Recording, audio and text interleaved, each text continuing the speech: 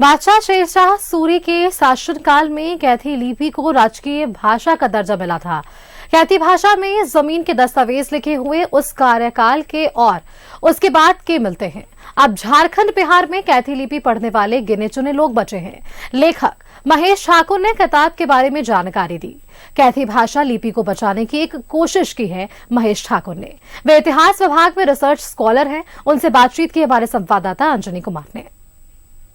विश्व में हर आधे घंटे में 4 से 5 जो भाषा और लिपि है वो लुप्त हो रही है। रांची यूनिवर्सिटी पीजी डिपार्टमेंट में रिसर्च स्कॉलर के तौर पे काम कर रहे हैं, पढ़ाई भी कर रहे हैं, रिसर्च भी कर रहे हैं। महेश ठाकुर ने कैथी लिपि को बचाने के लिए एक छोटी लेकिन एक बड़ी पहल की है। कैथी लिपि को लेकर कैसे मन में आया कि इसको बचाने की जरूरत है, किताब लिखने की जरूरत? मेरा शोध झारखंड छोटा नागपुर के भूमि कानूनों के सामाजिक आर्थिक परिवर्तन पर रहा है। जब मैं शोध के लिए अपने प्राथमिक स्रोतों की तलाश कर रहा था तो बड़े सारे भूमि दस्तावेजों का मुझे अध्ययन करने की आवश्यकता थी। बड़े सारे भूमि कानूनों का दस्तावेज जब मैंने संग्रहित किया तो मुझे पता चला कि ये सारी चीजें जो है वो कैथी लिपि में लिखी गई हैं। और इसके अध्ययन करने के लिए मैंने बाहर बड़े सारे तलाश किए कौन लोग जो है इसे पढ़ सकते हैं। बड़े नगण्य लोग जो मुझे मिले जो पढ़ने में उसको असमर्थ थे, लेकिन मुझे ऐसा लगा कि अगर मुझे अपने थीसिस अपने शोध के साथ न्याय करना है तो मुझे आवश्यकता है इन कैथी स्क्रिप्ट को खुद से मैं पढ़ूं। कैथी लिपि जो है ये कितना साल पुराना है?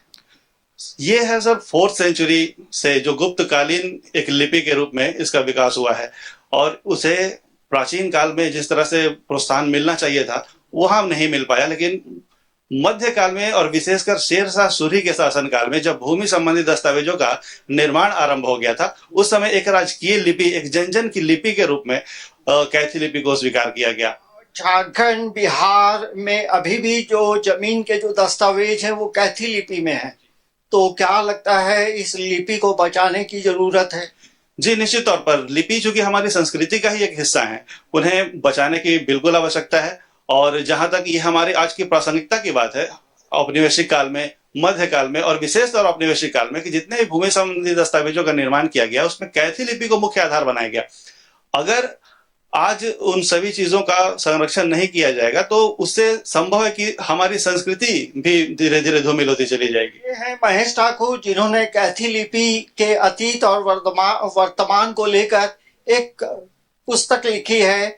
और जाहिर सी बात है पूरे झारखंड और बिहार में देखेंगे जो जमीन का जो दस्तावेज है वो कैथी लिपि में है और कैथी लिपि को पढ़ने वाले लोगों की जो संख्या है वो नगण्य है। न्यूज़ 11 भारत के लिए कैमरामैन मानस के साथ अंजनी कुमार, रांची।